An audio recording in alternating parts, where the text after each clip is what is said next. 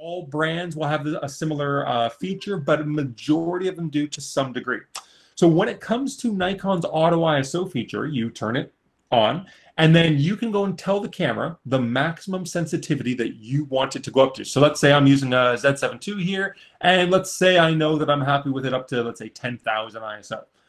I set that as my limit. The camera will not go above 10,000 ISO. Then you go down to minimum shutter speed, and this is where it gets really cool.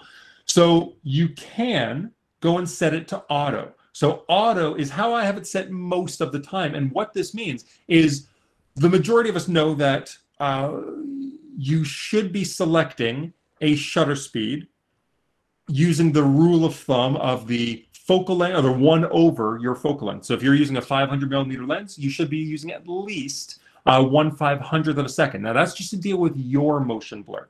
So if you go to auto and you have it set right in the center here, that is going to use the rule of thumb of 1 over your focal length will give you your shutter speed. So if I was using a 500mm lens, it would go and make sure that I was using at least 1/500th of a second. If I go 1 click over, that's now 1 stop higher. So the camera would make sure I'm at least 1/1000th of a second. And if I go 1 click further even more, that's another stop. And now that's 1/2000th of a second.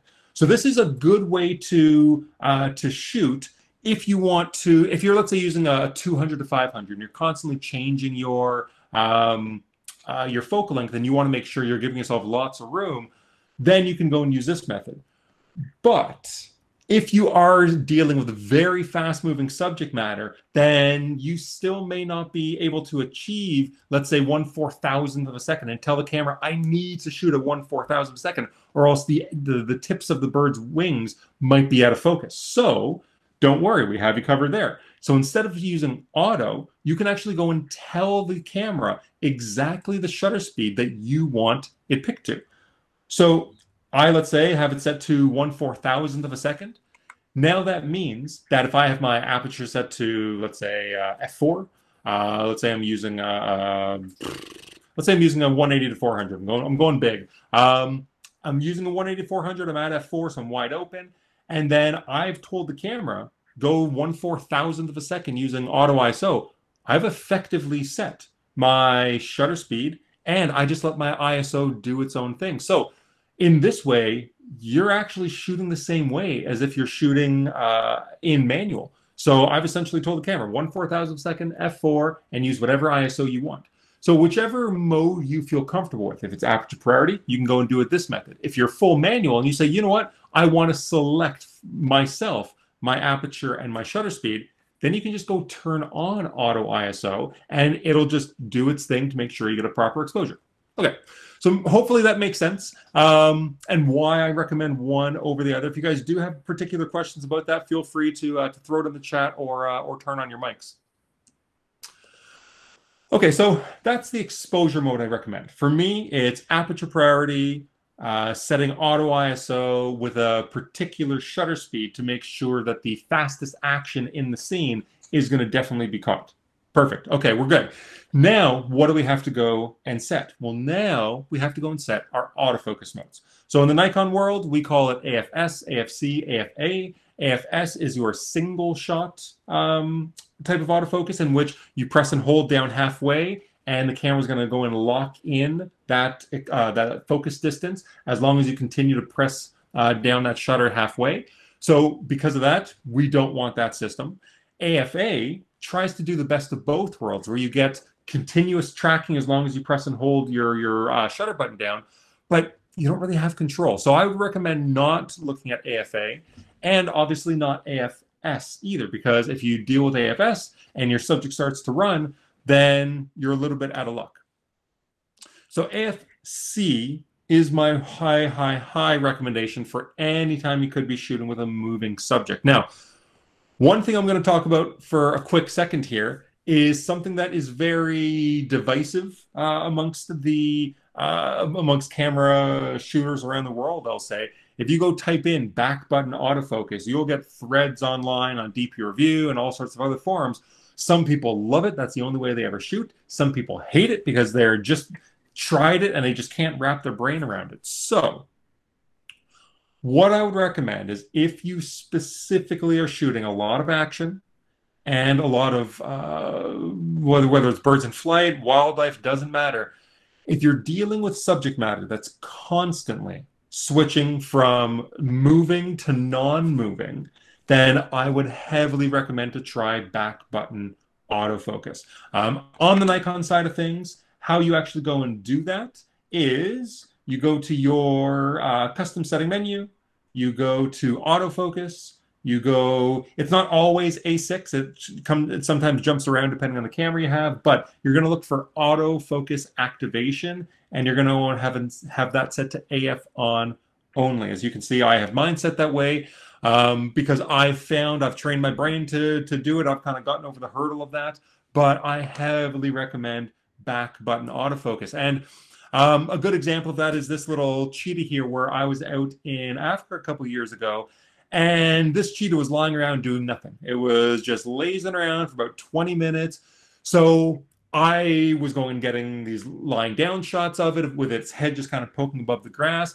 And if I was using AFS, I would have been able to, I would have been focus and recomposing, focus and recomposing. If I was AFC, because I knew that at any moment he could get up and run away, if I was AFC, well, I can't focus and recompose anymore. If I wasn't back button autofocus. Sorry, let me say that. So if I'm just shooting with the shutter button, I'm either AFS or I'm AFC, and I'm having to move my autofocus point around because I can't focus and recompose. Well, that cheetah got up as quickly as you would imagine. Within about 5 or 6 seconds of it standing up, it just took off, went after this little, I believe it was an impala that it went after, and within maybe 8 seconds after that, the entire thing was gone. So what I wouldn't have been able to capture if I was not back button autofocus is my autofocus point would have been way up on the top right-hand corner, which means I wouldn't have been able to follow and track with my subject right in the middle of the frame. And if I was AFS, I would have been absolutely buggered, because the minute that guy started taking off, I would have been frantically trying to switch into AFC. And even though it is 1, 2, 3 button switches on most Nikons, that's still long enough that I would have missed most of the action, and I definitely wouldn't have caught that entire sequence. So what I recommend, go and get your autofocus so that your shutter release is not a part of the focusing when you go and take your photo. That shutter release button is just a dummy trigger. That's all it is. All of the autofocusing is being done by the back autofocusing button there. Now, what do you need when you are back button autofocusing? You need to be in AFC all the time. And a lot of people go, whoa, whoa, whoa, wait a second. I'm going to be in AFC mode all the time. Aren't I going to run into the same issue you just talked about, where I constantly have to move my autofocus point around because I can't focus and recompose?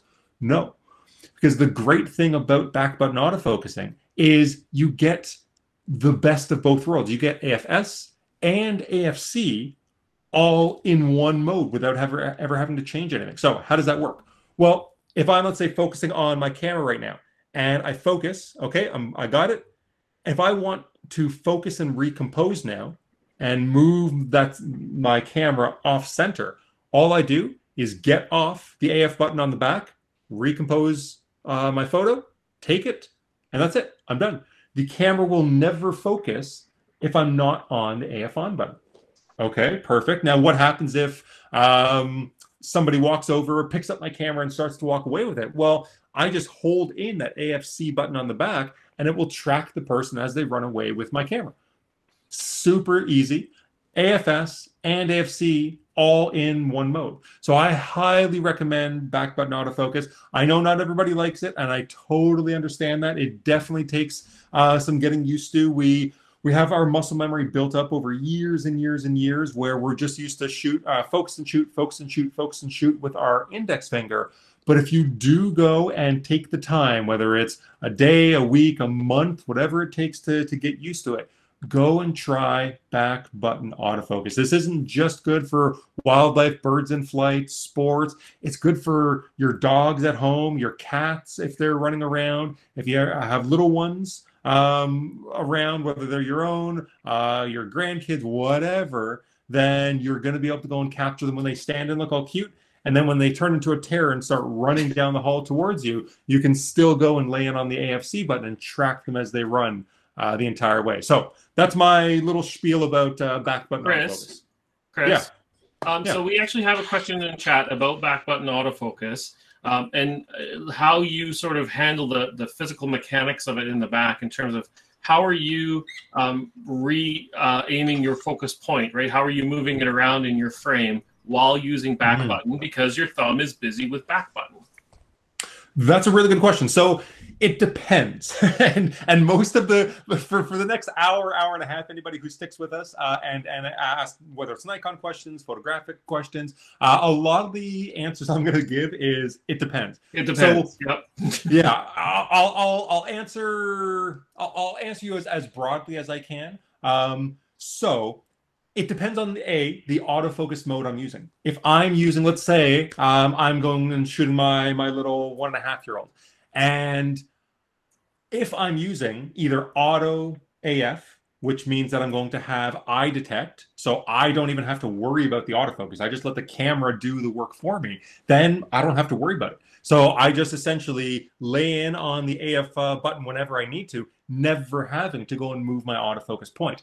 But if, let's say, you're using our wide area, our group, our dynamic, any of those where you are locked into your autofocus point, it depends how you shoot. So myself, I pretty much only keep my autofocus point in the center of the frame. So I'll usually keep it right smack dab in the middle, and then I'll compose that way with my subject obviously right in the middle. And if they do stop and I do, let's say, want to go and focus and recompose, then I'll just get off the autofocus button, recompose, and shoot with my autofocus point still in the center of the frame. Now, that's the way I shoot. There's a lot of other different ways to go and do it. Brad Hill, if anybody knows him, he is a huge wildlife and bird. He's here with us, Chris. Be nice. He's here with us right now? Yeah. Oh, okay. Well, I was just about to talk about how horrible of a person he is. Damn it. So Brad, if he is watching, he can probably go and back me up because the way he does it is he is the complete opposite of me, where I usually keep my autofocus point smack dab in the middle. He's moving his autofocus point everywhere, everywhere within the frame. So for him, he's really switched over to mirrorless cameras, and I'm probably putting words in his mouth at this point, but he's probably switched over to mirrorless cameras quite a bit. And for him, one of the big benefits, I think he would agree with, is the fact that he has such a big coverage area now that the autofocus points cover, whereas with the DSLR, you're usually relegated to the center of the screen. So when he was moving his autofocus points around, he's relegated to only having a subject matter here. Whereas now, anywhere that he wants to go and move that autofocus point, he can. So there's a lot of different ways to do it, and it just basically depends on what you're comfortable with and your subject matter. If you're dealing with birds that are really jumpy and small and kind of bopping around all over the place, then in that case, you may want to try and follow. Well, sorry, it depends on the camera you're shooting with then, because if you want to go and crop afterwards, if you want to use, let's say, a Z7 that has 45 megapixels, and you're able to, let's say, crop a little bit of the file out to get the composition you want post-production, not usually the best way if you want to be going and blowing your files up to quite a large size, but it's easier in the moment to just keep your subject right smack dab in the middle of the frame. Or if you're like Brad, who's a perfectionist, I didn't call you anal Brad, although I probably could have. Brad is as probably particular of a photographer as you could find, and he obviously wants to get the best image quality right when he's shooting. So he's moving his autofocus point around, so not only is the subject in the right frame, in the right area of the frame, but he's composing as he shoots. He doesn't want to have to go and throw away pixels afterwards to go and minimize the amount of work that he does while shooting. So it kind of depends on how good you are. It depends on what your overall usage of the files are. It depends on the megapixels of your camera. Can you go and throw any of those pixels away? So there's a lot that goes into it, which is why I kind of answered it depends, because there's so many different ways to go and manage that type of scenario. But I kind of threw a couple out. I hope that that makes sense. Cricket. Yes. Okay. No, you're good, Chris. You're good. Okay. So what I'm going to talk about very, very quickly is I talked about what have I talked about? I've talked about so much already. I've talked about the AFC with back button. Now I'm very, very quickly going to go through a few of the autofocus modes. Now, as you can see what's up on screen right now, there's a lot of autofocus modes depending on the camera you have. And I guarantee there's a lot of people in the room that if you are shooting Nikon, you might have a D6, you might have a D7100, you might have a Z5 or a Z6 or a Z7 too. So I'm not going to go through every single one of these, but these are the amount of autofocus points that you will have access to depending on the camera that you're shooting with. And depending on whether you're shooting mirrorless or DSLR, these are the different AF area modes that you have access to. Now, there are a lot of overlap, I'll say, between whether it's you're shooting the Z mirrorless or DSLR. So there are a couple that are specific to one another, but I'll kind of talk about that in the next few minutes. So the first option that a lot of people go with, because it's what they're used to when they shoot their landscapes, when they shoot their portraiture, it's single point AF. Now, single point AF literally is exactly how it sounds. You have one autofocus point and you are in complete control of that autofocus point, which can be very, very good if you're a control freak and you're good enough. But the downside is when something like this happens, where you have your subject matter, your bird, in that tiny little frame for 1 second, and then with one movement of its wings, it ducks down a little bit, and now your autofocus point is above it. Well, all of that is on you, the photographer. So that's the biggest downside, I will say, with single point, is it puts all of the onus on you, and the camera doesn't help out at all. And what I mean by help out with is, as we get into these more advanced options, what you're going to see is that with the larger the autofocus points, with some of the settings that we can go and change in camera, what you're really, really able to do is dial it in and have the camera help you. You obviously have to do some of the work, and that's the big thing that that a lot of people still have to realize, that you definitely have to do a little bit of the work. Keep the composition right, keep the subject somewhere within the autofocus point, but generally single point probably isn't the way to go, especially if you're just starting out or you're dealing with really, really erratic moving subject matter.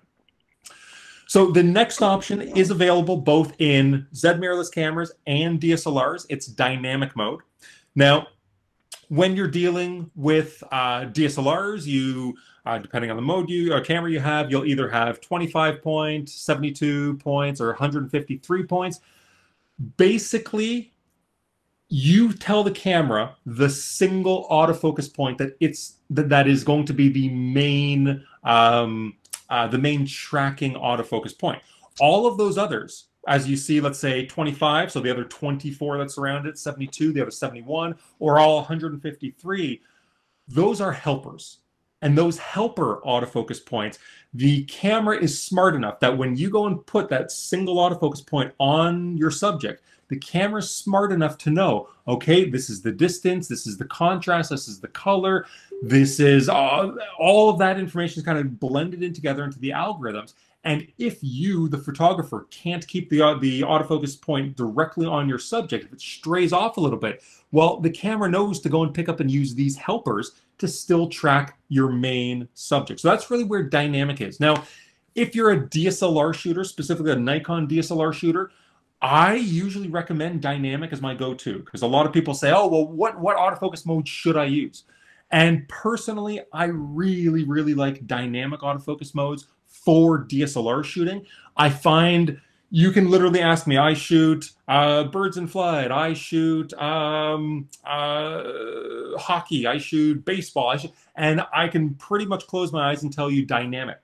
And it's going to be a really, really good option for you. Now, that being said, with Z mirrorless cameras, this is the view that you would get from the Z mirrorless camera. It's doing the exact same thing. You tell it the one autofocus point to use, and the surrounding ones are just helpers.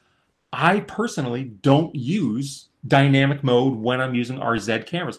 I don't know why, but as I usually tell people, and that's a different talk than what I'm doing today, but when you make the switch to mirrorless, please understand that I don't care if you're shooting Nikon, Canon, Sony, Olympus, Pentax, Panasonic, it doesn't matter. There's going to be a little bit of learning curve. You're going to have to learn the system, learn what works best, learn what you don't like, and learn how your subject matter will kind of factor into all of that. So me personally, even though with a DSLR all day long, I'll shoot dynamic, when it comes to the Z cameras, I don't like it as much. So that's kind of the first thing that I found, is that when I switched to mirrorless, I was shooting dynamic pretty much across the board. And then I was finding, well, I don't find it works exactly the same way, because there are different algorithms, there's different autofocus systems. And for me, I found that the wide area option was way, way better in terms of my keeper percentage and just my overall comfort with the system.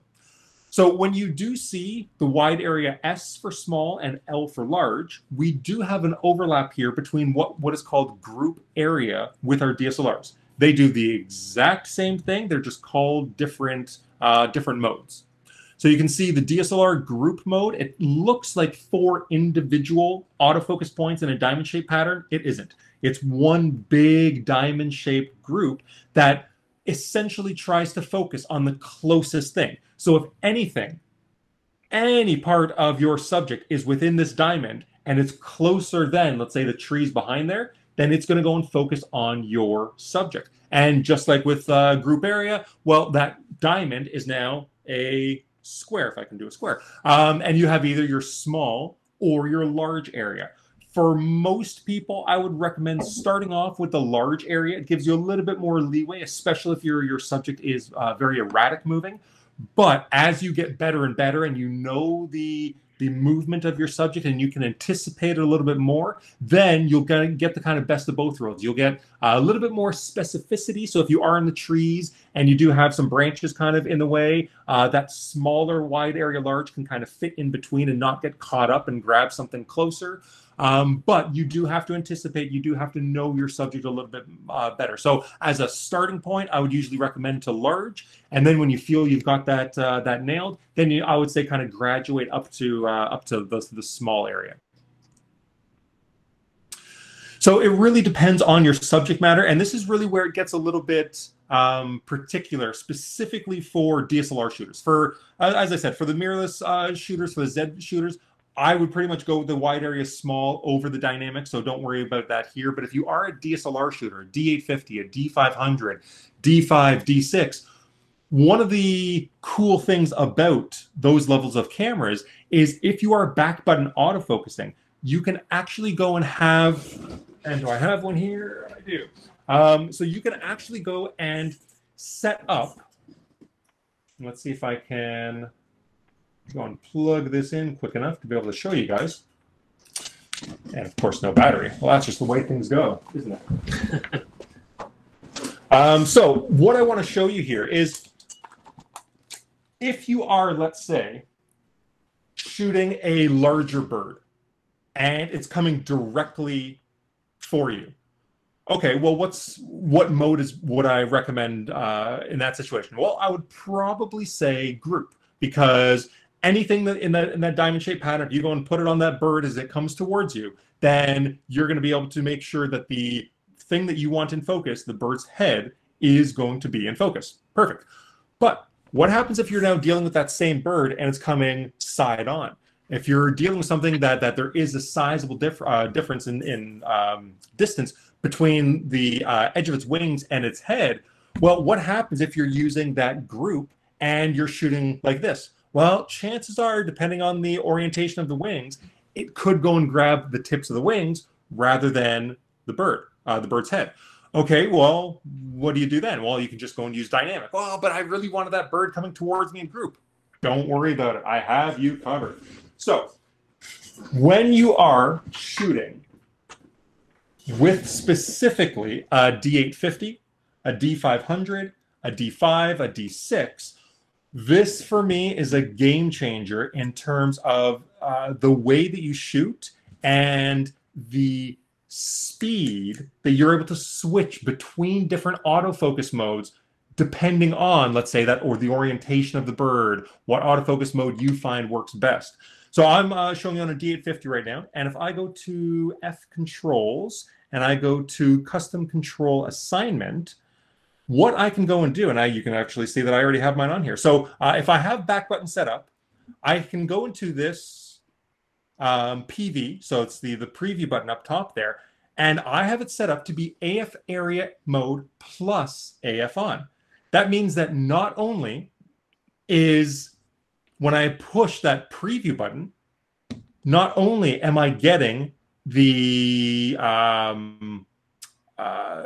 act of, instead of pushing AF on, all I have to do is push this preview button. But not only is it activating the autofocus, but it's changing the area mode to anything I want. So I have it set to dynamic 9. Then let's say I want to go and have my function button below it be AF area mode and group. Well, look at that. This is exactly how I have my camera set up. So I can go with the push of a button. I can go and have the back button be single point if I want to be really, really specific.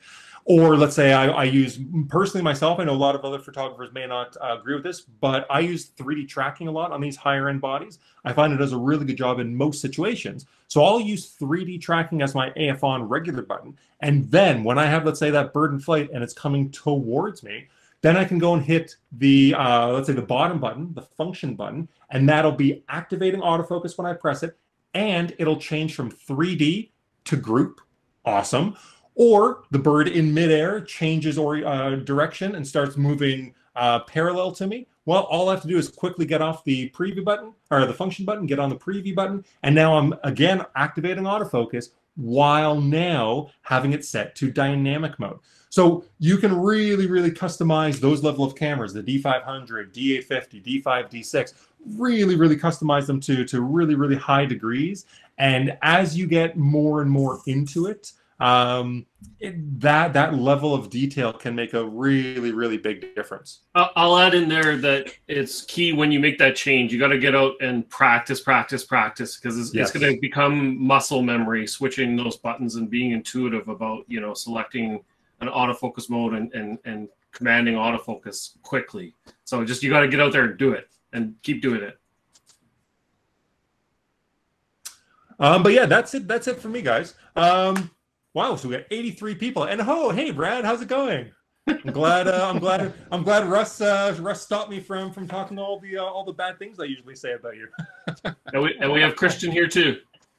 Hey guys. Hey Christian, how's it going? Good, how's it going?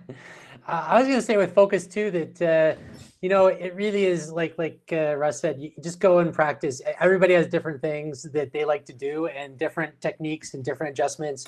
And it's I think there's no right answer with focus. It's what feels right to you. There's definitely like what works better in certain situations, but you really just gotta like practice to make it part of your muscle memory, like Chris says. Yeah, because like, so another example is Christian. So how many people here go and change their picture control? Probably not very many that many people. Well, Christian, I was going to go a step further. I was going to say, how many people change their picture control in between every single picture? And then Christian is the only one whose hand is going to be up. Yeah. So there's a lot of different ways to go and do things. And Christian, if you saw his presentation, he really likes to pre-visualize things. He likes to be able to essentially get his photo right in the camera as much as he possibly can. And one of the ways of doing that and being really, really, I'd say to the nth degree of pre-visualization, specifically when you're shooting with our Z cameras or any mirrorless camera, is to be able to go and pre-visualize your exact picture control with the contrast, saturation, brightness, all of that being tuned in before you even take the photo. So I would say most people, I would not recommend that to, but if you can make it work for you, then you're going to get that much closer to the end result before you even sit down in front of your computer and have to start editing. Brad's got his hand up. He probably wants to yell at you, Chris. Yeah, I think so. Can you hear me, Chris? Yep, I can. Yeah, back to the autofocus for a second. One thing that I've found over the years teaching different people, you know, wildlife photography techniques, is many of them are unclear of what each mode does, and consequently they've got to spend time just submerged within one for a while and really learn what it does, learn that tool effectively, and then switch on to another one later on. The amount of time I spend on the technical end of things, understanding the gear. And it's, when I'm teaching other people or they're on photo tours with me, it's very common that they've never, changed it off single point because they've just been afraid and intimidated by it. And I like to tell people, immerse in each one for a while and learn what it'll do. And, when you get to the level where you're reprogramming your buttons on the camera, as Russ just mentioned, you really have to spend time with it because you don't want the client or the person to get lost in their camera. It's all about, it's got to become second nature.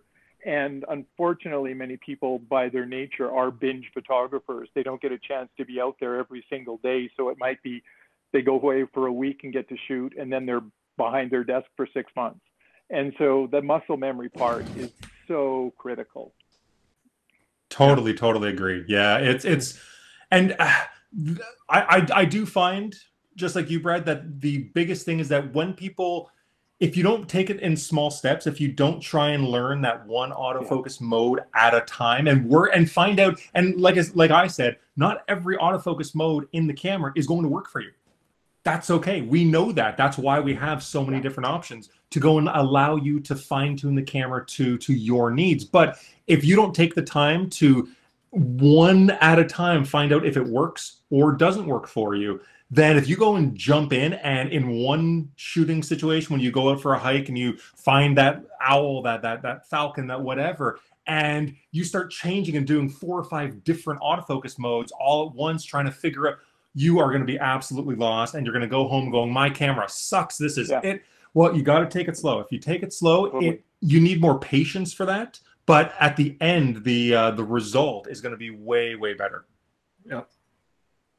Yeah, for sure. I agree. The only other comment I'll come in with, you say I'm probably switching over to the Z cameras for my wildlife work, and yeah, absolutely. At this point in time right now, my favorite wildlife camera is the Z6 II, undeniably. That's there's certainly situations where my D6 will come out and it'll outperform it in certain situations. But overall, right now, my favorite wildlife camera of all time is the Z6 II. That's great to hear. And that is, it's awesome. It's every time we send emails back and forth and you send me your little pictures of, you're like, oh yeah, here's just a little chipmunk shot. And as I'm scrolling through the email, I'm expecting to see like a little chipmunk 30, 40 feet away, tiny in the frame. And you send me this picture and I enlarge it on my phone or on my computer. And it's literally, its head is 3/4 of the shot. And the detail that's there and the precision of the autofocus.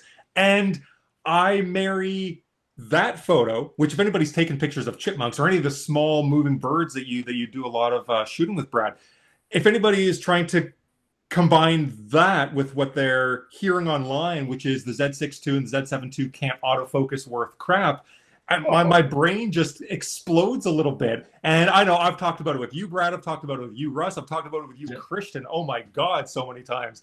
And I think, Christian, the first thing you said when you got the Z7 II in your hands is, Chris, why were you downplaying the Z7 II's autofocus? This is a new camera. This is not just a small iterative step. This is a huge, huge improvement. And when you go and read some of the reviews online, oh my goodness, that is not the time for this right now. That is a ranting time for 6 o'clock tonight. Once all this is over and I have a beer in my hand. But Bob Steventon, you actually had a question about picture control. So you're asking, do the picture controls have any impact on how a raw photo appears in Lightroom? And the answer to that is, everybody say it with me, it depends. Yes. Yeah. So if you're using an older camera, I'll put it this way. If you're using a DSLR, the answer is no, it does not. Any of the older cameras, D850, D500, as spectacular as they are, when you go and transfer that raw file into Lightroom, all of the settings, active delighting, picture control, lens distortion profiles, noise reduction, all of that is stripped away and you're left with a very, very neutral looking flat photo. So in my opinion, if you are shooting DSLR, and I believe that's the case with most other brands as well. If you're a DSLR shooter, I would heavily recommend going and setting up your camera so your picture control is neutral or flat. Go and turn off active delighting, because unless you are shooting with our Nikon software, which will remember all of those settings, if you go put it into Lightroom, then let's say you've had active delighting turned on to extra high. Well, that could influence your exposure by like 2.5 stops sometimes, depending on the scene you're in. So if it's 2.5 stops overexposed, well, when you get this now into Lightroom, the photo you saw in the back of the camera is not the photo that you are seeing in Lightroom. It's going to be that like 2.5 stops darker. So you're going to have to go and pull up the exposure, which our cameras are able to do no problem, but you're introducing noise. Anytime you go and heavily play with the shadows, the highlights, the exposure bars in any software, you're essentially, if you're bringing it up, you're increasing the noise in the photo. So if you want to go and maximize your quality, try and get it done in camera. So try and have a similar type of photo. But now Christian, and I know he either is only pretty much using our Nikon software. So for him, he's going and setting his camera up and everything is just transferred over. But if you are a Z user, any of the Z cameras will remember not just the picture control, but it will also try and replicate the active delighting settings as well. Now, it's not perfect. If you go and compare our, let's say, new NX Studio, our new software that we released, the NX Studio colors, when you have it set to standard, portrait, vivid, whatever, and then you go compare that to the way Adobe does it, there are going to be some differences. Not to me to say whether one is better or not, but they will be slightly different, but way, way closer than you ever had in the past with DSLR. So we've opened up with Adobe, or maybe they've just fully backwards engineered all of our Z cameras. I don't know which one it is, but either way, when you use Lightroom with a Z camera, you get way, way closer to what you see on the back of the camera on your computer with Adobe Lightroom or Photoshop. Can I add to that, Chris, just briefly? Just Yeah. to say that, I mean, listen, for years, I did always use with my DSLR cameras picture controls. And as long as you just do this one step where you convert it through the software to a TIFF, and once you've got it into a TIFF, you can bring it into your Lightroom. And it's not such a big deal. But yeah, with the new Z cameras, it's unbelievable. I find it's very close what you can get right into Photoshop. It's excellent, and I'm thrilled with it for sure. And lastly, just with all that, I definitely still encourage to shoot in camera, because then you have all that. But the new NX Studio is fabulous. It's super fast. It's super fast for viewing your images, and even if you have an older step computer, and it's free. It's basically NXI and NXD combined in one, and it really loads images fast, and it's great to work with. And they brought back color control points, so it's pretty powerful too. So we'll switch gears. Laura's got a question about 500 PF, and she has a D750 and a Z6II, and she's wondering about whether she goes with a 500 PF and a FTZ, or if she looks at a future Z lens and wondering about a roadmap. I just happen to have one right here.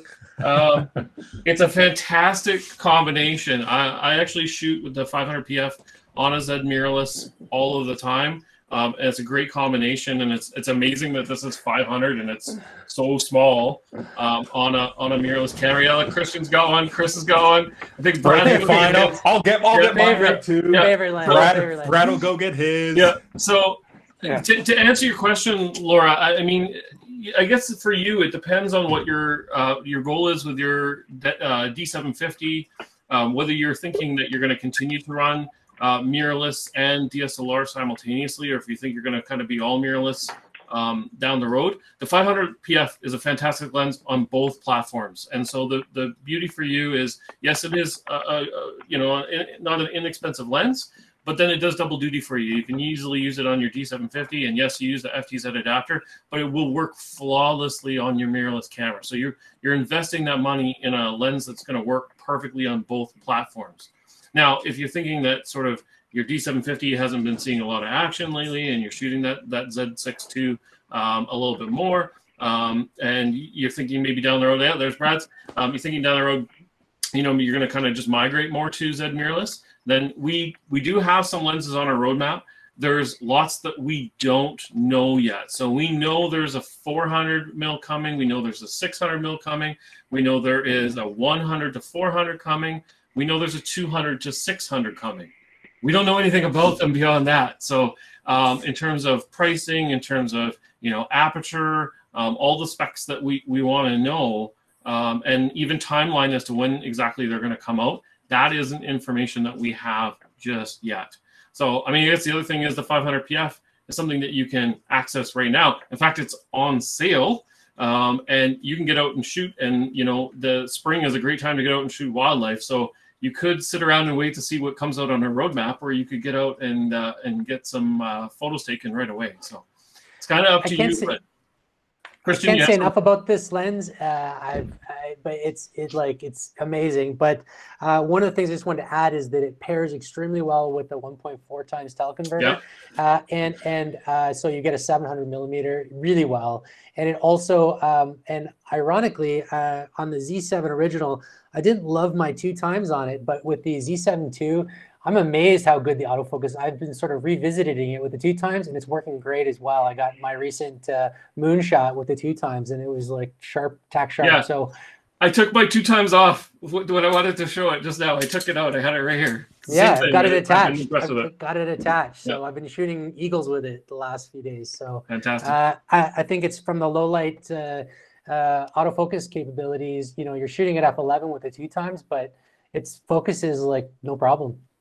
And Brad was going to say something, and I'll let him pipe in 2 seconds. But Bob mentioned something that I also feel too. Is it's super light and easy to carry around, and I think that's one of the things I love about it is you're nimble, right? You can get around in the bush and move around, and you're not getting caught up so much on branches and stuff like that. And it doesn't feel like a big burden, and it's given me shooting opportunities just because I was able to access something that was easier to access as opposed to using, you know, a bigger, heavier lens that maybe then requires a bigger, heavier tripod, which in and of itself becomes something to catch on.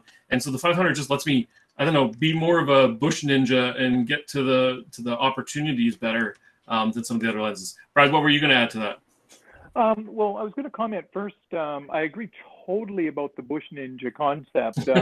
I'm taking this combination out this morning, as you know, on my morning camera walk this morning, working with combination of grouse, elk, and deer, and I was carrying with me a 1.4x and a 2x teleconverter, and you're walking around with a 500, 700, and 1,000 millimeters, as though you're carrying nothing, and it's just amazing.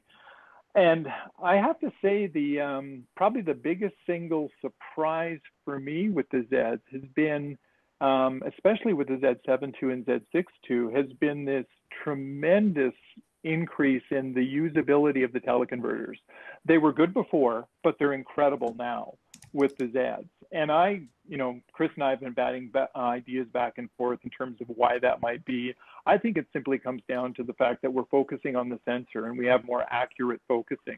And even at long distances, I was shooting a white-tailed deer this morning with 1,000 millimeters at a distance and looked at it later and I could see every wrinkle on the nose, you know, like it was just stunning. And I think it's coming down to the new autofocus, focusing on the sensor as opposed to using a proxy sensor. And so, you know, to me, this is kind of the go-to wildlife combo now, just for the reasons you mentioned, Russ, and that for that teleconverter compatibility. It's just incredible. Yeah, I totally agree with all of that. We have people asking about the 300 PF as well too. And I mean, I can't say anything bad about that lens either. I maybe don't use it quite as much as I used to because I just gravitate to the 500 just for that extra reach more often, but it's a great combo, and I've used it with a teleconverter a lot with DSLR and also with the Z mirrorless, and it's a fantastic combo. It only got outshone for me by the 500 just because it was another PF lens with even more reach, right? So, but I have one of those right behind me too, because it is something I still like to grab and use. So. We're almost at the top of the hour, so just to switch gears just for a minute, and then we can get back to the fun gear talk. The prize that Nikon has donated for today's event is a Z50 kit, which is awesome. A great small, compact introduction to our Z mirrorless line.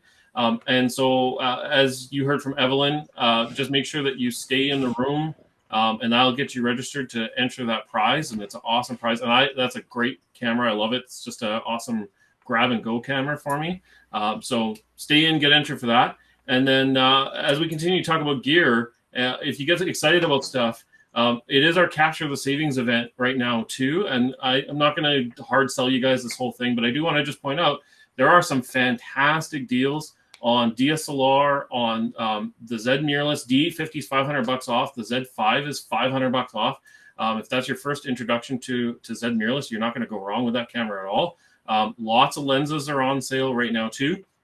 And there are some deals for the event today too. So the camera store is actually tossing in a free Nikon bag as well on top of a lot of the savings. So just make sure you check those deals out. There's some fantastic offerings to be had. So that's the plug for me. And then we can. And Russ, I actually, somebody had a question for you. So David asked, do you need to visit all of the different booths to be eligible for the Z50 prize? No, so my understanding of it is that you have to be in our room for the minimum of 5 minutes to be entered for our prize. And hey guys, you're talking about here's the person to answer the question. That's awesome. It's like we summoned her. Here she is. I didn't catch the beginning, but yeah, basically at 4 o'clock throughout the whole session, so from 4 to 5, you can jump around all the different sessions, and for each brand, for you to be admitted to or to be qualified to win their prize, you just have to be in their session for 5 minutes. So the idea is we want you to see multiple sessions, see what you like. There's lots of different topics going on. There's landscape photography with Fujifilm. There's finding your signature with Leica. There is lots of different tech talks with each of the different brands, depending on what you're interested in.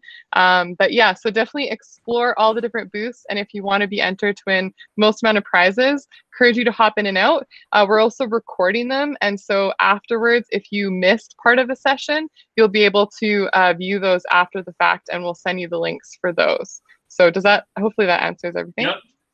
Absolutely. Okay, awesome. Well, enjoy the breakout sessions. We're just hitting 4 o'clock, and so yeah, enjoy. We got a couple of fantastic Nikon photographers with us. We've roped Brad Hill in as an impromptu co-host, and Christian all along. So just keep it coming. And this session is about you and your questions, and to help you out. And we have another one, Chris, asking about the 24 to 200. I think there's already up to the side here. Where was that one? I didn't see that. Yeah. Okay. I see the 24 to 200 and wondering about the sharpness on that lens. Would be a very flexible lens on a hike. Okay. So I will say that generally when people hear about ultra zooms, the 18 to 200s, the 24 to 200s, the first thing that people think of is, okay, well, it's convenient, but what am I giving up? And usually the answer to that is you're going to get some pin cushioning, some barrel distortion, so get some distortions on either end of that wide zoom range. And then you'll also not have as sharp of an image as you would if you broke it down into smaller focal lengths. So if you had, let's say, an 18 to 200, and you broke it up into an 18 to 55 and a 55 to 200, well, you're losing convenience because you're having to carry around 2 different lenses and swap them in and out, but you're going to get better sharpness than from that 18 to 200. Well, the Z mount has kind of thrown all of this this weird logic out the window a lot of the time, because generally we think that zooms aren't going to be as fast, or aren't going to be as sharp as primes, that primes you're going to have to go and stop down to go and get some of the sharpest images. But what I'm seeing, and I think that Brad and Christian and Russ will probably back me up on this, is that with that Z mount, having a really, really large diameter, very, very small flange distance, it enables our engineers to make lenses that we've never been able to make before. So what I'm seeing is that across the board, like, so I'll kind of go on a bit of a tangent, and I apologize, but when people ask me why I've mostly entirely switched to our Z bodies instead of shooting, like, I have a D850, I have a D6, why am I shooting with the Z system? Well, a lot of it comes down to the lenses. Yes, it's a little bit smaller and lighter. Yes, you get the electronic viewfinder. Yes, you get slightly better video, especially autofocus wise. So yeah, you're getting benefits of the mirrorless, but the Nikon, the big Nikon thing that I'm finding with our mirrorless system is the lenses. There's almost no downside to it. So to get back to your question, the 24-200, the biggest thing I get asked from people who've bought that lens is, why is it not an S-line lens? And if you know about our S-line Z lenses, S-line is essentially, it sounds like a marketing term where we just kind of slap a label on it and we want to go and tell people it's higher end. And yes, it's true to some degree. But our engineers, when they're creating these lenses, like S-line actually has a list of things that if the lens does not meet this criteria, it is not an S-line lens. So this is more of an internal engineering, do all these boxes get checked? Is there no chromatic aberration? Is there absolute sharpness at all apertures, at all focal lengths? There's so many of these boxes that need to get checked. And when you actually look at the 24-200, it seems to check almost every single one of those. It's fully weather sealed. It's unbelievably sharp. Yes, it is a variable aperture, but that seems to be one of the only hits against it. Internally, our engineers must have had a few other little things, because as picky as Brad is, our engineers are even pickier than Brad, if that's possible. And they had some couple very small reasons for why they did not include it as an S-line lens. But I personally, looking at the pure image quality that I've gotten out of it, I would say that it almost deserves that S-line badge, as good as it is. So yes, there are some downsides to it, mostly just due to the fact that it's a variable aperture lens. So it's not going to be as fast as a, let's say, full f4 or full f2.8. If you have, let's say, the 24-70, the 70-200 2.8s. But look at the size. So again, it's that balancing act of what's more important to you. Are you okay with the aperture range? Then I would say go for that lens. Usually I would have way more caveats for an ultra zoom, but the 24-200, it gets rid of almost all the caveats, except are you okay with not having a much faster aperture throughout the entire range? So we've got a couple questions about teleconverters. So maybe we can kind of tackle them together. So one of them is how quick the lens is going to focus when you're using a teleconverter. Obviously, there's some variability here. And then the other one is specifically about the 500 PF adapted via the FTZ with a teleconverter, and what's that going to do in terms of play with the mount and stability, I guess, of that combination. Okay, so I'll take the first one, talking about the it was the D850 with the I think it's what's her name? Marianne and Dave. So you'd asked a couple questions here. So you'd said that you have a D850, and if I scroll back up here, you have a D850 using a 2-500 and a 70-200. Do you recommend a teleconverter? So my usual answer of it depends. Usually with DSLRs, to be honest with you, I didn't recommend teleconverters. This isn't a knock against teleconverters. If you need that extra reach and you're okay with a slight lack of autofocus, because you are going to see a hit to your autofocus, and there is going to be more of a hit to your sharpness, overall sharpness levels, but you need that range, well, then you're going to need that teleconverter. So I'll kind of break it down, saying the 200-500, the only one I would recommend with your D850 is the 1.4 tele. The 1.4 on your 5.6 200-500 gets it to f8, which is the limit for what DSLRs are capable of focusing with. So if, let's say, you switch to a Z6 II, a Z7 II, then I would say I'll get rid of all those caveats And I would say you could even go with a 2x teleconverter, because the Z bodies, you have, without getting too technical into it, the reason we have that f8 compatibility with our DSLRs is because when you look into a DSLR and you flip up the mirror, the eyes of the autofocus, the metering, is down at the bottom of the camera, and there's a very small little sub mirror, and it diverts a small amount of light. Let's say 10%. I'm kind of randomly pulling numbers here. But if 10% of the light that's coming through the camera is going to that little sensor, that's not very much. So that's why when you stop the sensor down to f8 to f11, you lose the ability to autofocus. Whereas with a Z camera, all of the light streaming through contacts the sensor, which is where the autofocus points are.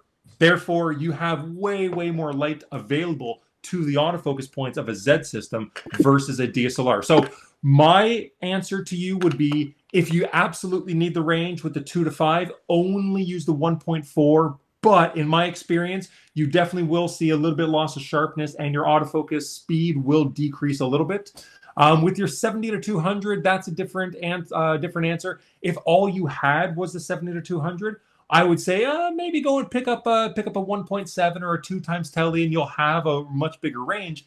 But if you have both the 70 to 2 and the 2 to 5, if you go throw a teleconverter on that 70 to 200, you're going to have a really big overlap with that 200 to 500. And the 2 to 5 is probably going to beat it in terms of sharpness and autofocus speed when you're talking about this not having a teleconverter with your 70 to 200 width. So my answer is 70 to 200, I wouldn't touch it with a teleconverter, considering the fact you have a 2 to 500. Since you have a 2 to 500 and you really need the extra range, maybe go with the 1.4, but just be aware that you definitely will lose a little bit of autofocus speed and some sharpness.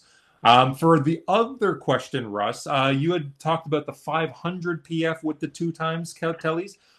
That person who was asking it, which body are you shooting that with? Is the thing I'll ask for. Are you shooting it with a Z body, or are you shooting with a with a DSLR? So the question was adapting it, a 500 PF with a 2x. Then you have the FTZ, so you kind of have three things hanging off the mount. Is this going to cause too much play, too much stress? I know the answer is no. I know that. Really, I mean, one of the biggest things with the redesign of the Z mount, we talk about the improvements to the optics a ton and what that allows us to do. But one of the things that we don't talk about maybe as much is the fact that it actually it is a better mount in terms of its design of how it interfaces with the lens from a standpoint of how it secures it on. There's actually an extra lug compared to the F mount. So there's going to be less play between that FTZ adapter and then the body itself. After that, then you're relying on F mount, right, from the FTZ tele and then the 500 PF. But I've found with this combination, because it's actually not overly heavy between that 500 PF and that 2x, I've never had an issue with play or wiggle room. Weather sealing is fully maintained. Obviously, if you're going to tripod it, there is enough weight there that you should be using the foot on the lens so that you're not torquing on the mount, and you're going to have better stability because of where your center of gravity is in your rig. But I don't see issues with it at all. I know I got three more people to back me up on this. I have just one thing to add, guys. I think both Christian and the Christian's got show and tell. I saw him getting something ready to answer this question. I knew he was. Well, no, I was just going to say, there's no real play. And I've got to say, especially with the 1.4, it's just like, the 1.4 is my favorite of the teles for sure. But one thing I wanted to say from my experience is that it's the version 3 of the 1.4 and the 2x that I find works the best. And I find that when you're dealing with teleconverters, one of the things that doesn't get mentioned a lot, because sometimes you might want to get a used teleconverter or such, teleconverters pair differently with different lenses. And I feel like, especially with the newest lenses, I would highly recommend getting the newer version 3 of each, because I've got a couple different teleconverters and find that they work pretty good paired with some of my older lenses, like my 300-2.8, but the newer lenses, the new teleconverters, it's just that much sharper and faster. Totally agree. Okay, I'm going to do a couple quick fire answers here, because we have a couple questions. So the first was, Edward Dunn said, does the recent D850 firmware update permit you to use the XQD cards and CF Express? Yes. Yes. Next question. So Carol then asked, I have a Z7 now, and I want to get another camera. And she's not sure if she should get a Z7 II or a Z6 II.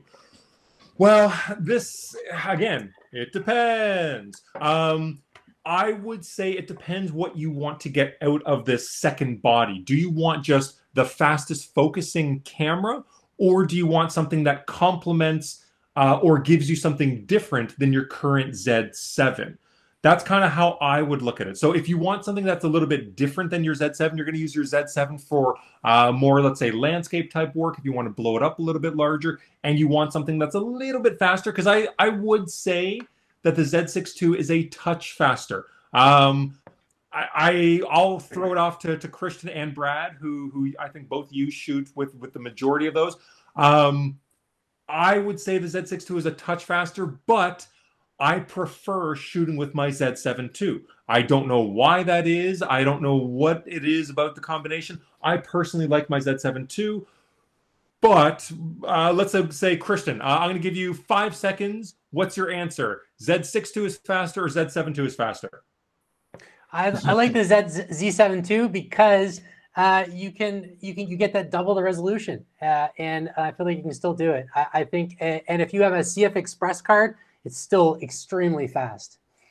Okay, Brad, what do you say? Do you prefer the Z6 II or the Z7 II for autofocus speed? Oh, no audio, no audio, no audio. Yep. There we go. Can you hear me now? Yep. Yep. Yeah, Z6, I would give a slight nod in autofocus speed to the Z6 II, but it's really a small difference. But in making this choice, I tend to look at camera complementarity. And if you've already got a Z7 II or a Z7, don't forget you get that much better ISO performance out of a Z6 II, because it's the lower resolution body. And the Z6 II ISO performance isn't quite D6, but it's not far off. It's really good. While I was watching Christian's presentation, I was processing some images shot this morning at ISO 8000 with my Z6 II that there's virtually no noise. These are raw images, Wow. and stunning. So, so look, I tend to look for camera complementarity. And so Z6 II would go really nice with the Z7. Yeah, and I agree. I usually do the same thing unless you're looking to get rid of your Z7. If you're looking to get rid of the Z7, then it's a different story. If you're only looking to carry one body and you're looking for one or the other, I would probably say the Z7 II, because like both Brad and Christian said, the autofocus difference is going to be so small, I don't think you'll see it. Yeah. But having been spoiled, and I say that jokingly, but with the resolution you get with the Z7, if you're used to that level of detail that you're able to see in your file, to go from that to a Z6 II, for some people, it's a couple steps backwards. So it kind of depends on how you're looking to do it. If you want them to complement each other, I would probably say the Z6 II if you're looking to carry both bodies. But if you're only looking to have one, then I would say if you're going to drop the Z7, get a Z7 II. That's probably the way to go. Okay, so shooting sports as well, I was just going to say you get a little more frames per second with the Z6 II, which is definitely a plus for sure. Yeah, or wildlife, yeah.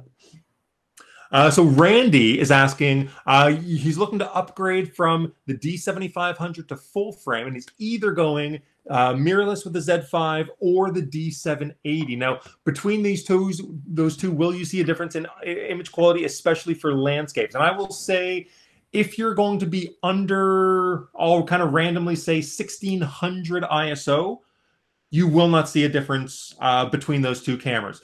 The D780 and the Z6 II, because they do share a sensor, the D780 will give you better high ISO performance in comparison to the Z5. Now, again, I'm being picky. Up until about 1600, there'll be literally no difference whatsoever. So if your landscapes are going to be at the more base ISO levels, then I would say, to be honest, save yourself the half price, whatever it is going to be, because that Z5 is an absolutely amazing deal right Bonkers now. price.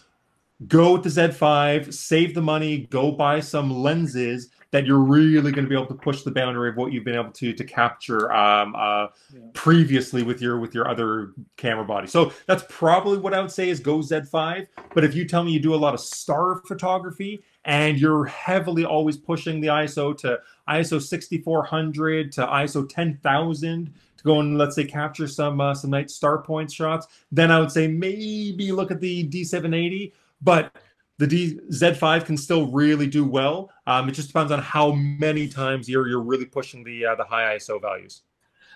You know what, I'm going to add in on that because I do a lot of landscape photography myself, and I'm basically shooting the Z mirrorless stuff as well. And you're totally right about the higher ISO because, you know, I'm doing a lot of nighttime stuff these days too.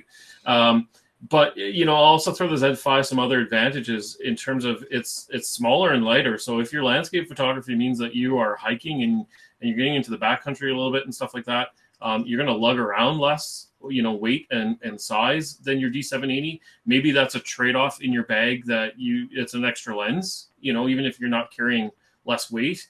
Maybe you've got an extra tool in your toolbox like the Z14 to 30, which I love. So you have advantages there, and you're on that native Z mount glass. And so then if you're using that, and obviously you can adapt the F mount stuff, but if you use the native Z mount, you're going to have a sharpness advantage, I think, with a lot of lenses. I mean, you know, Chris, you and I have talked about this tons. I used to not shoot ultra wide a lot. I never felt like I really loved the results I was getting. And now with Z mirrorless, I mean, you know, like that 14 to 30, like it sticks to me like glue. Like I always have that lens with me, and I've fallen in love with a whole other category of landscape photography, and it's really due to the fact that I'm shooting with the Z mirrorless more. So, you know, with the price advantage, you're right. With the difference in high ISO, low light performance, you're right. But I think there's a couple other extra tick boxes in the Z5 win column. So I totally agree. Totally agree. So Wendy, so congratulations on buying your Z6. Yeah, that's awesome. And you were looking to use your existing lenses with the FTZ adapter, and the answer is yes. Your lenses will function well. Yep. Now, as Peter mentions a couple ticks down from that, if you do have D lenses, so this is not an AFS lens with the motor, the autofocus motor built into the lens. This requires an autofocus motor built into the body. Then if you have a D lens or older, basically anything with the aperture ring on it, then those will not autofocus, unfortunately. And Peter, I agree with you. Don't worry. We have gone and given that feedback to Japan that there are definitely some people who are still utilizing their great D lenses. So we have put the ask in there, but we don't know if it'll ever actually come. That second adapter, the price of it would definitely be quite a bit, we think, and the size would get bigger as well. But who knows? It could come. Here's hoping, and we'll see. There was another question. I'm going to jump to the very bottom. So, Ben, you asked, what makes a Z5 different than any other entry-level full-frame camera? Russ, do you want to... I could list off... Run that by me again. I was reading a comment. I was trying to understand. Z5. Yeah. So the Nikon Z5 versus other entry point full-frame mirrorless bodies. Do you have 2 or 3 points that kind of set the Z body ahead? From ours or from competitors? No, yeah. from well, I'm reading that as competitors. I think that's competitors. Well, I mean, you know, one of the big things with that camera is that it does have an IBIS system, right? In fact, it's got the same 5-axis 5-stop IBIS that we have in the Z6. Z7, Z6 II, Z7 IIs, you know, so that's a premium feature that can let you shoot in lower light or with longer glass, you know, and handhold and still get a successful shot. And it's not a corner that we cut. I mean, it's not even that we didn't put in a lesser system.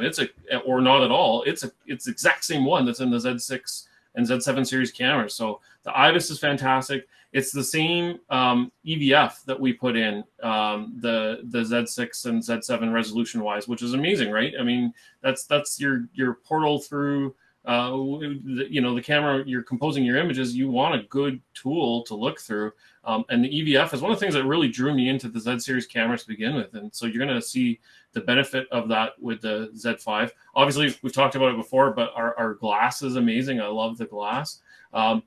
For me, doing a lot of landscape, a lot of nighttime stuff, it's fully weather sealed too. There's no compromises there. I will take a Z5 into the same environments that I take a Z7 to, a D850. I'm not going to sweat it. So cool. Yeah, I totally agree with that. Fully weather sealed, IBIS system, same resolution and size of the EVF really sets it apart from the other entry point full frame mirrorless offerings on the market.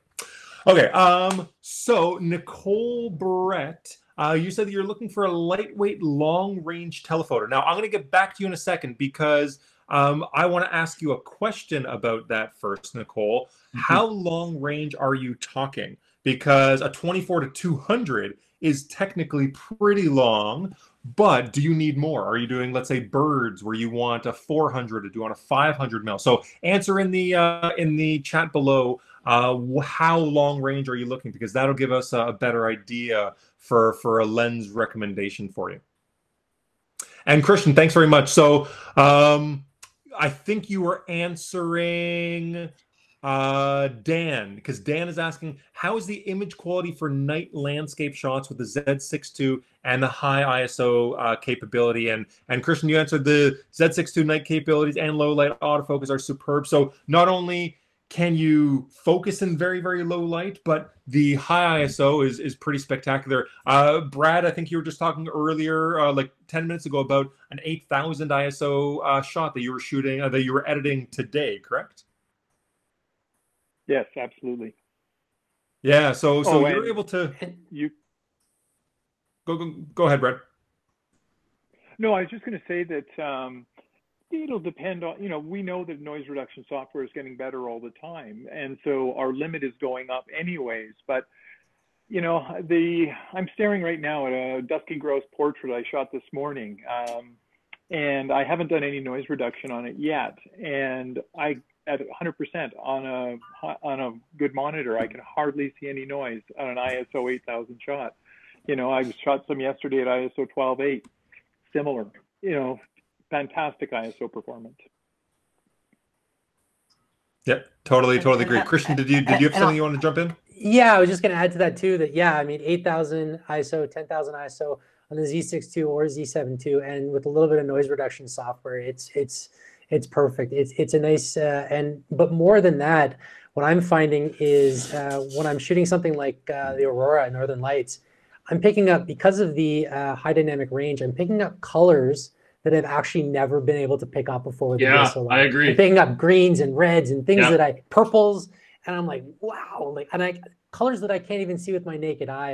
I'm picking up. So they're both superb cameras, and then not to mention that you can often autofocus on the stars as well, which is amazing with some of the new S-line lenses. So yeah. Cool. Okay, so going back to Nicole. Sorry. Go ahead, Brad. The only other comment I'd make on the high ISO is that for those that have been around for years and years shooting these cameras, starting with the D3S, we had good high ISO performance with respect to noise. But what we're seeing now, and Christian was sort of touching on it there, although slightly different angle, is that when we, shooting these high ISO shots now, they have the color in them now as well. So you're no longer looking at looking at them and say, oh, that's a high ISO shot. They simply look like an ISO 400 or an ISO 200 shot, which is really mind-boggling that they've kept the color and the tonal range at those high ISOs, which is really impressive. Yeah, I totally agree. Okay, so going back to Nicole. So Nicole, you've jumped back and you said you're looking for the 400 to 500 range. So I'm going to give you two different options. So what Russ is holding is definitely one of them. So I'm going to give you two different options. I'm going to give you a lower priced option that's also a little bit higher convenience. which is going to be the 200 to 500. So the 200 to 500 is under $2,000. It's a little bit heavier. It's a little bit bigger to wield. But if you're looking for something that has some versatility to it, if you want something that has an actual zoom range, because you don't necessarily always know what your subject matter is going to be, and you want to zoom, I would say hands down the 200 to 500 is the way to go. In terms of image quality, in terms of sharpness, you just cannot beat that lens for that price. But if you say that you're only ever going to be sitting at the 400 to 500 range, let's say you're only dealing with small birds and you're never going to be zooming out to 2, 3, 400, well, then that very small, lightweight 500 mil PF really starts to make a mention of its own. It is just so good. Now, it is definitely going to be more. It's going to be about 3 times more the cost of that 200 to 500. So it's going to be a balancing act for you as to how much does the size, the weight, and it is going to be faster autofocus speed and slightly sharper too. So you're going to be getting slightly better image quality out of it, but the package is going to be way smaller. You're literally going to be able to take this everywhere with you. I went on a trip a couple years ago before, obviously, COVID. I went to Hawaii, and I was thinking, well, there might be surfing, so I'll bring a 500 mil just because. You would never say before, I'm going to take a 500 millimeter lens on the off chance that I'm able to use it. So the fact that you'll get so much more usage out of this, it depends on you. So I'll give you those 2 different options of either the convenience and lower priced option of the 2 to 5, or the ultimate birding, take everywhere with you 500 mil lens that if you did want to go and throw teleconverters on there, you easily can as well. So you have 2 different options, two great options, to be honest with you, and it just kind of depends on what you're looking to get out of it. They have more options, Chris. I have a third option. I put 300 PF because look how small it is. It's on my left hand here, and you can put a 1.4 on there, and you've got a f5.6 450, and you can put it 2 times on here. And I think this as well is just, I mean, I don't know, I love it. It's amazing. I have the 300 2.8, and it's a beautiful lens, but for something that's so small, it can come anywhere. So sorry, Brad's got something else to throw in. Another lens, 4th option. No. I'm just going to talk one point that I think is often overlooked with the 200 to 500. Yeah, I'll go grab my 180 to 4. That's often overlooked is the quality of the out of focus zones in the 2 to 500 for one of the super zooms is really, really good. I have compared it to a lot of other super zooms, and a lot will be sharp, but the out of focus zones on that 2 to 5, probably because it's the fixed f5.6, are really good. And so optically, it's a nice balance between sharpness and good quality bokeh. Yep, so totally. We got a question from Stephanie. Great name. It's my wife's name.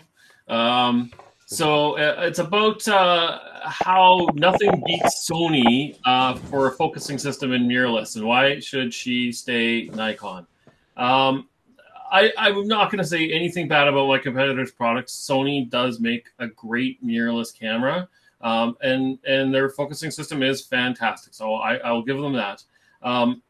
I think, though, you need to be very careful with how you are sourcing your information, because the Nikon stuff, when you go online and you get the people who are there for clicks, and I'm not going to name names, and they're not maybe doing some of the more in-depth reviews, often shortchange our system. I really do believe that. And Jared Poland. Northrup's. Yeah. Sorry. Yeah. Bless you, Chris.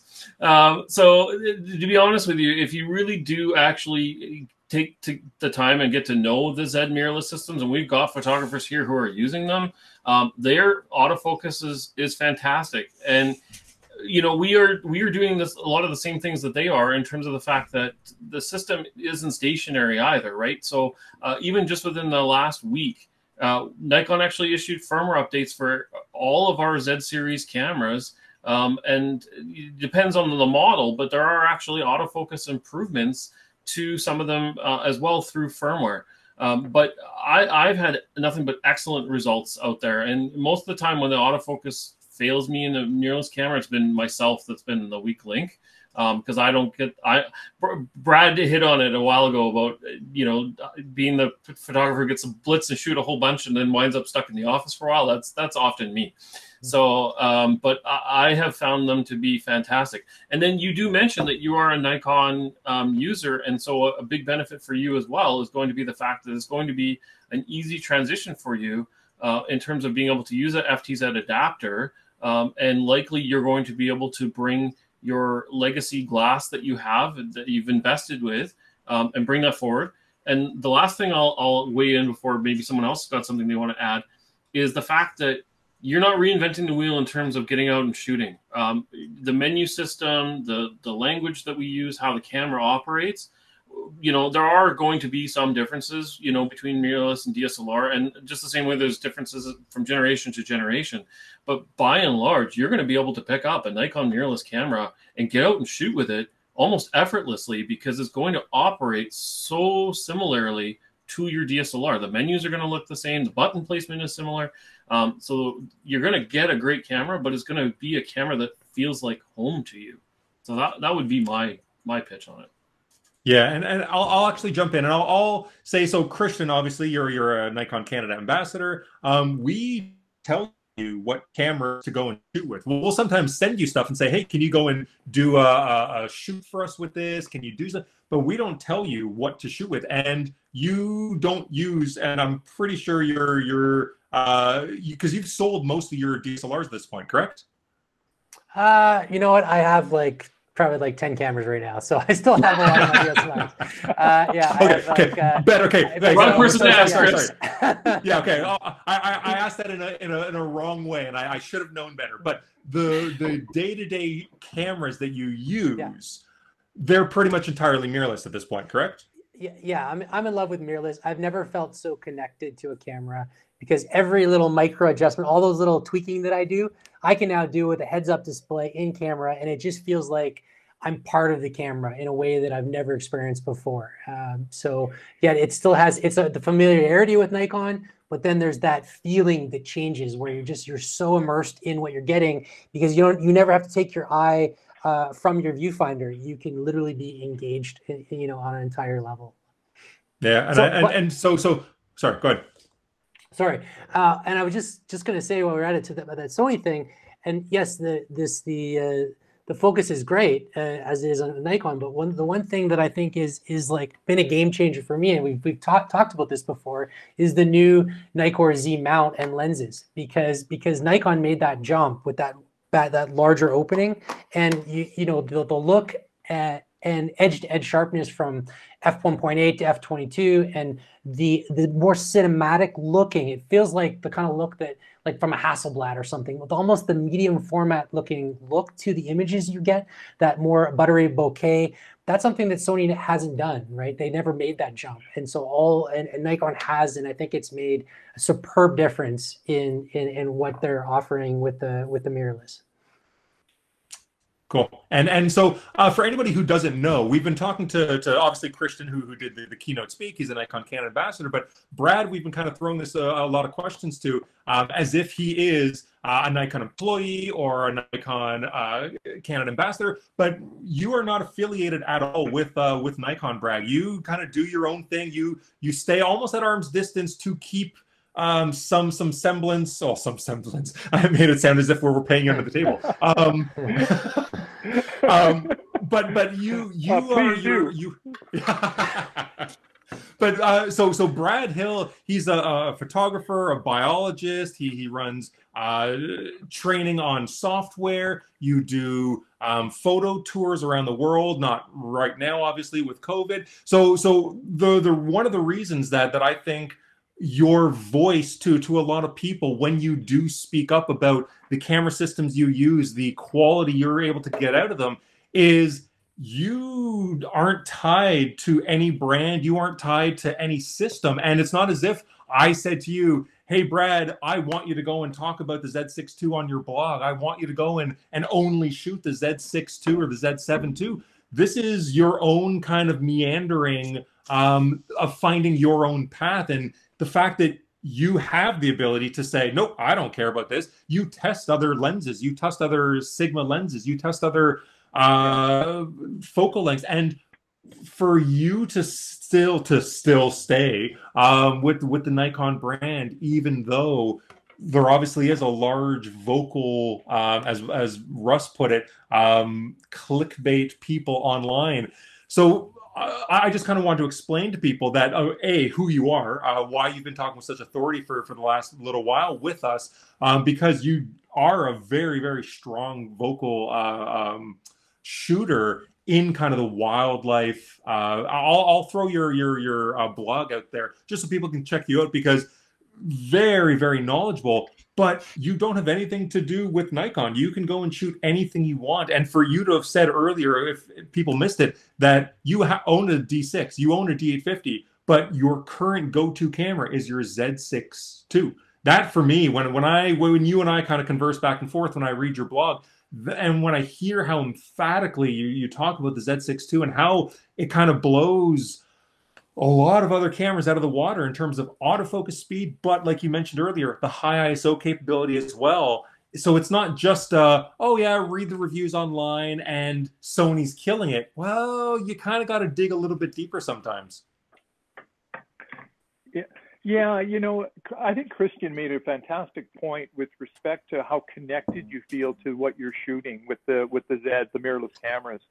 And I've always been a huge, you know, exposure. It's all about exposure. And you get this instant feedback after you've sort of calibrated yourself a little bit in terms of how bright something's appearing through the viewfinder. You know, more or less of what you see is what you get through it. You can have your little histogram there for sure, but you're getting this feedback all the time. And the way I described it, I've tried a lot of other mirrorless, including other mirrorless brands, and I found they got in the way of the photographic process as opposed to being part of it and connecting, just the way Christian was saying. I completely agree with them. And that's kind of a large part of why I'm really in love with shooting the Z6 II for wildlife. Now, don't get me wrong. If I'm in a non-low light scenario, I love the image quality of the Z7 II. There's, you know, it's stunning. And of course, we want those pixels, you know, like having 8,200 pixels, you know, to choose from is great. But, you know, a combination of, I work in the Great Bear Rainforest a lot, and that's dark, you know, and so I'm probably more dependent upon high ISO performance than Joe, average wildlife photographer. But that all being said, the Z7 II is no slouch there either, you know, so, but it's just, you know, I'm comfortable with the camera. It's just, I go, and the other analogy I use is that when I go back to even my D6, which is a phenomenal camera, but when I go back to my D6, it's almost like I went from a smartphone to a flip phone.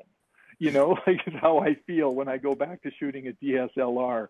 It's like, okay, here's my flip phone. Oh my gosh, you know, so.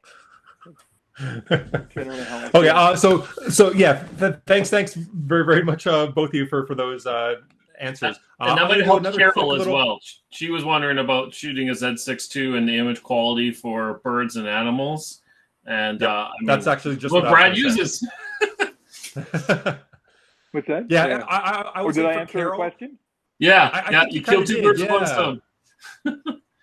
And I'll kind of add in for Carol that if you're, as I said earlier, spoiled with the resolution of the Z7, it kind of depends on how high into the ISO range you're going to be pushing yourself. If you are going to be really pushing into 3200 ISO and above all the time in very dark situations, such as Brad was just talking about the Great Bear Rainforest, then I would say the Z6 II might be a little bit better for you. But if you've really gotten hooked to the resolution of the Z7 and you want something that mimics that, but gives you maybe a little bit of extra speed, dual cards, whatever it is you're looking for, then maybe the Z7 II might be a good match between you. Okay, so I'm going to do a quick little, a couple of quick questions here. So Anthony asked, with the 70-200 FL on your D850, carrying it by hand, will it be undergoing too much stress? And I will say it depends how you hold it.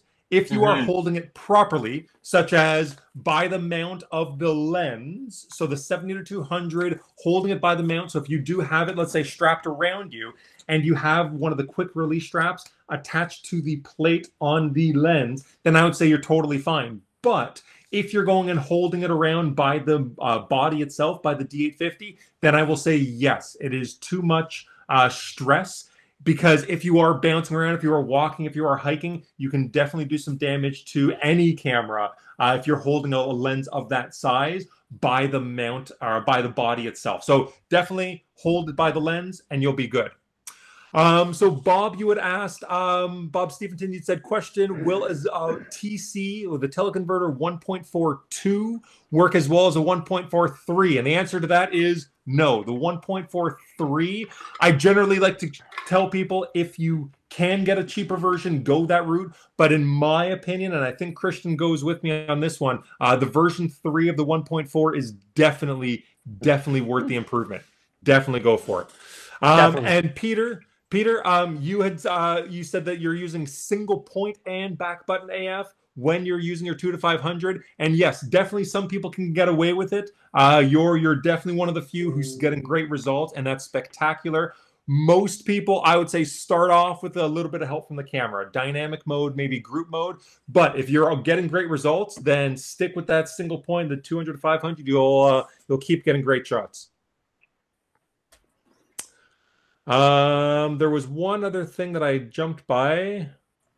We had a question really early on, and we didn't get to it, about just a better explainer on 3D tracking on DSLR. Yes, I did. Yes. Okay. So let me go through 3D tracking. I know that it's not the go-to autofocus mode for a lot of users, and I will say it does vary heavily on the subject matter that you're shooting, how tight in, and the overall environment. So let me kind of break it down. What is 3D autofocus? Well, generally, when you're shooting and tracking a moving subject matter, let's say we're talking DSLR, generally when you're tracking a moving subject matter, your composition is locked because your autofocus point location within your grouping is locked. Whether that's like Peter, you're shooting single point, whether it's shooting dynamic, whether it's shooting group, once you've activated the autofocus, your autofocus point is locked in where you've started it. So you cannot change it. So there's a few limiting factors that come into play when that happens. Basically, if your subject matter moves around the frame, there's not much you can really do with it. You're stuck with the composition you started when you started focusing. Okay, so what is 3D autofocus? Well, it allows you to start focusing with a single autofocus point. And when you go and activate the autofocus, the camera now looks at the distance, the contrast, the brightness of your subject, and it will go and track it towards and away. But it will also track laterally using any of the other autofocus points available to it, and it heavily uses color. Now, the reason I stress that is that's going to come into be a big factor when you start looking at when is it best to use 3D autofocus, because if you're going and utilizing an older body, let's say we're talking D7000, D5000 series camera, the accuracy of the metering system, which is tied into the autofocus system, is, I'll say, quite low. And I don't actually think I have a...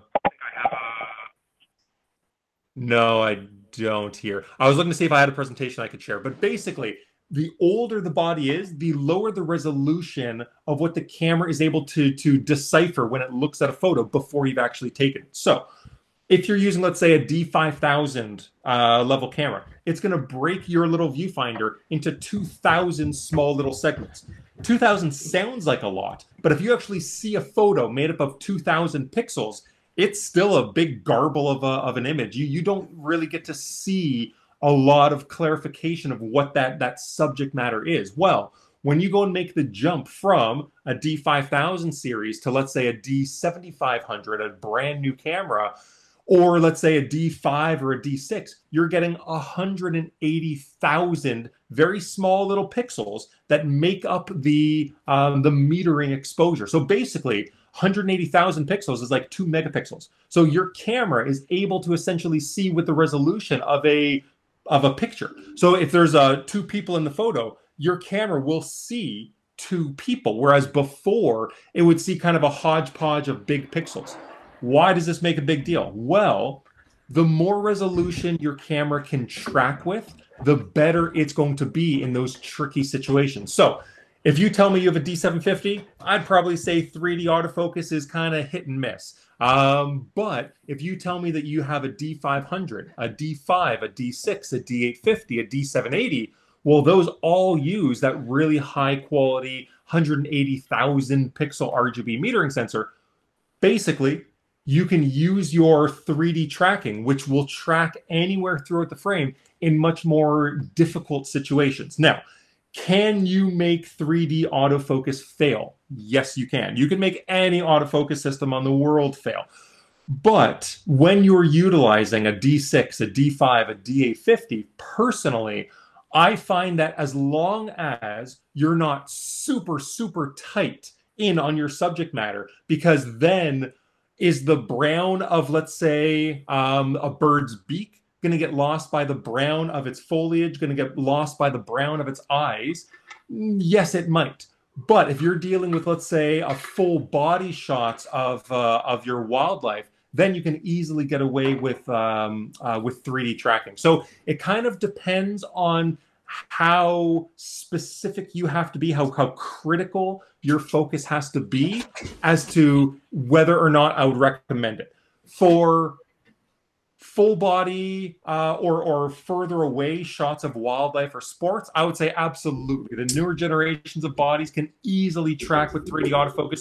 You'll get great results. But if you're dealing with really, really tight wildlife type shots, or your wildlife plumage is very, very similar to the background, then in some instances, the camera may lose it and jump onto the background because it's so similar in color.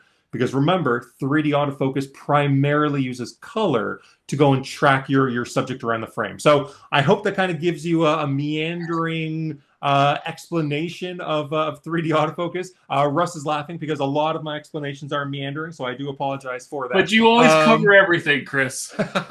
Your meandering always gets us there.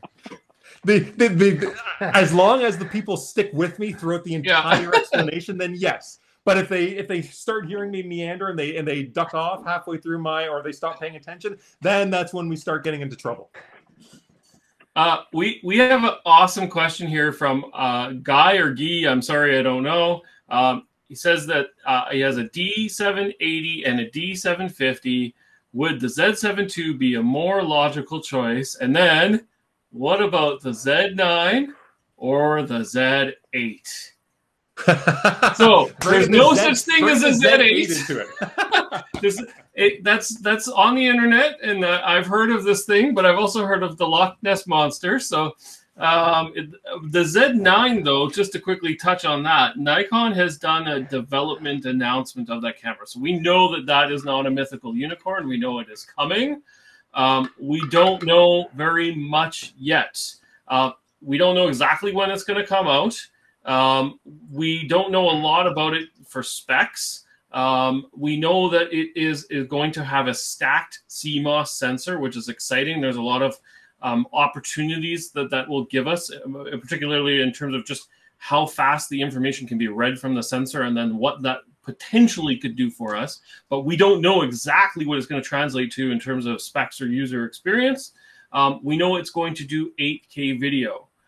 That's about all that we know. We don't know when, we don't know how much, but we know it's real, and we will hear more about it one day. I don't know if you want to add anything to that, Chris, and then we can actually answer his question about Z7 IIs. Or I felt I had to say something. I saw that, then I can't believe we got this far in.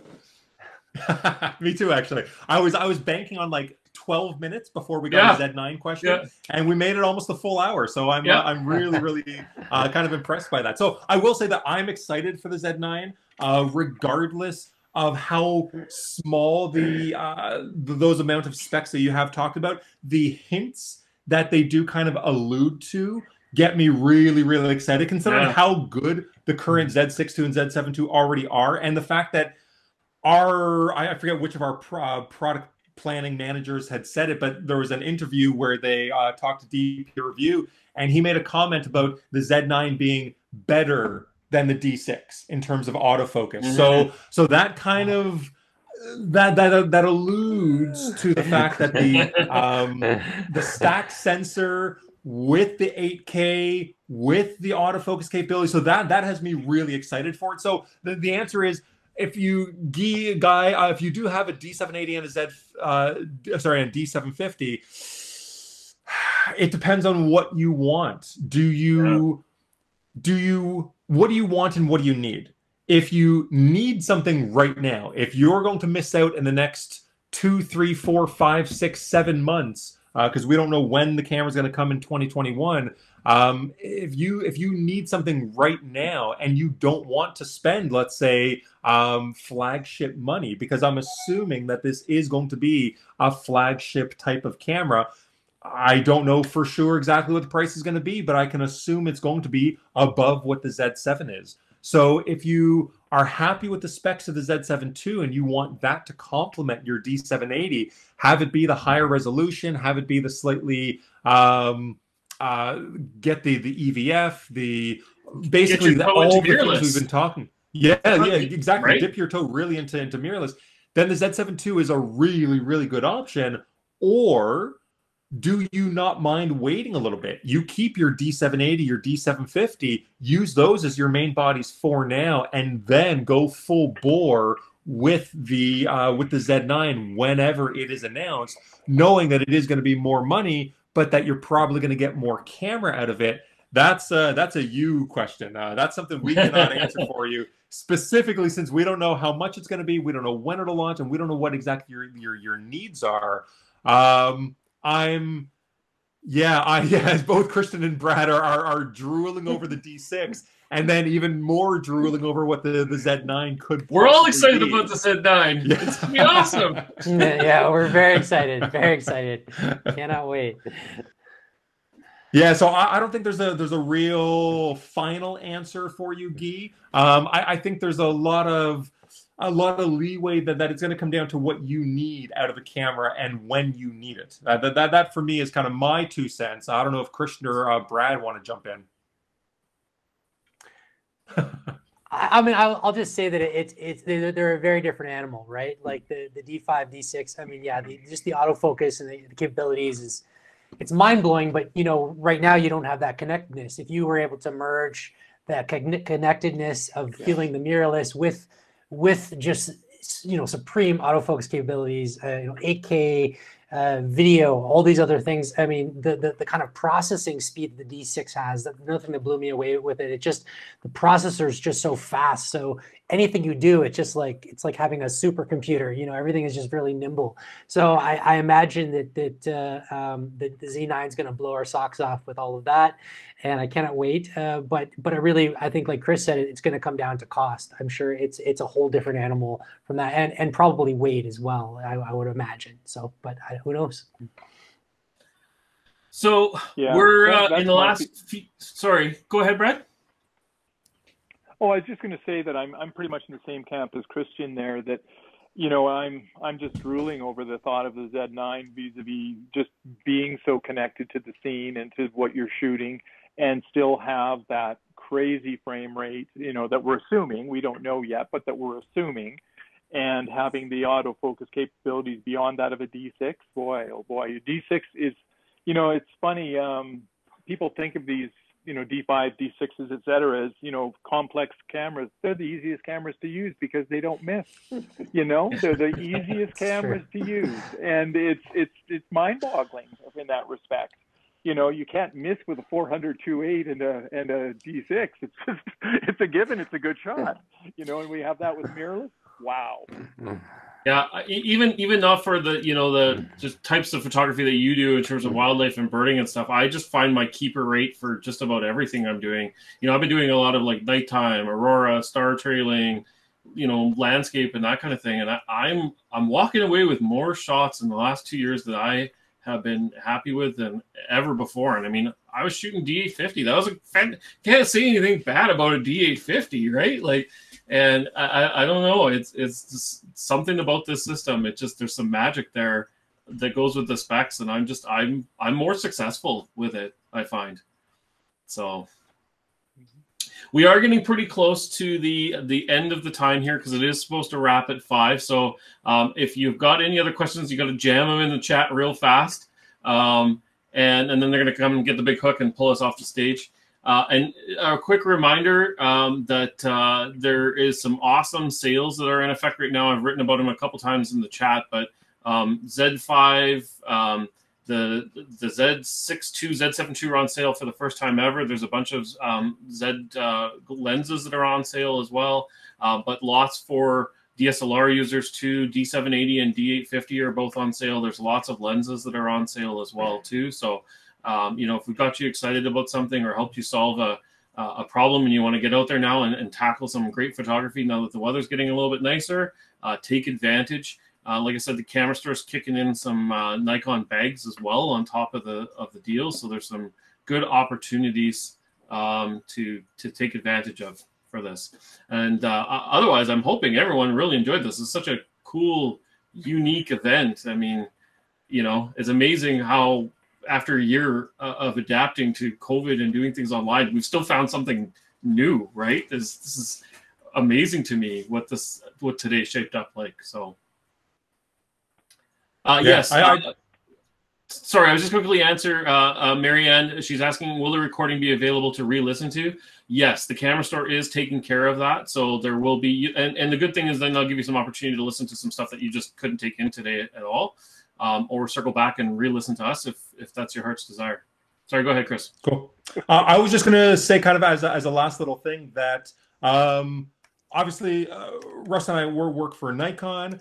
We do a lot of presentations across the country for Camera Club. So if there is anybody within the kind of group right now that would like us to come do a talk for you, it can be a Nikon specific talk. It can be just, we have a lot of other non-Nikon-esque. I'll obviously kind of throw a couple things here and there just because it's what I know, but we have a lot of generic presentations as well. So if anybody is listening right now, if you are part of or kind of the director, higher end level, planning level for any of your camera clubs, and you would like us to come and talk, you can go and get a hold of Russell and or myself. If you want to go and contact Russell, how do you want to do that? Do you want to do it through the camera store?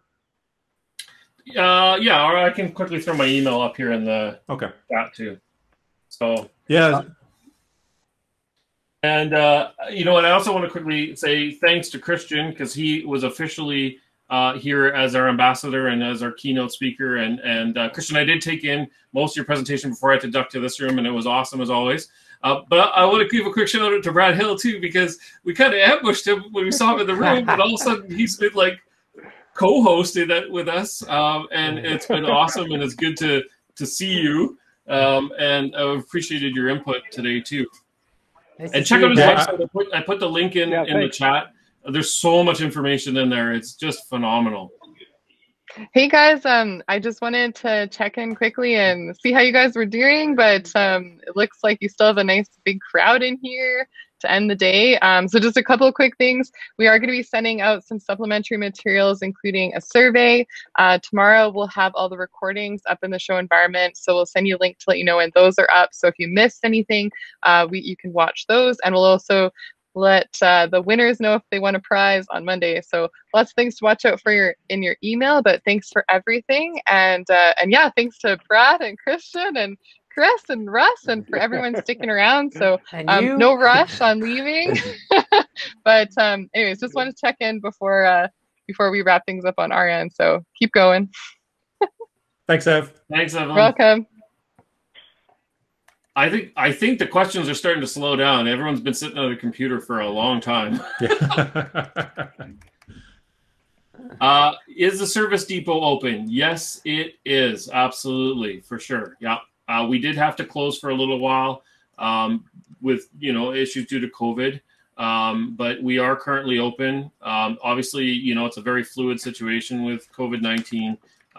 And so, you know, I can't say that there couldn't be issues, but we've actually been open for the majority of the year. So I don't anticipate any issues. So yes, if you need something serviced, cleaned, get it in, please. So anyone else? Wow. Okay. Cool. How do we hang we this up wrapped then? up very nicely there. Appreciate everybody. Good talking to everyone.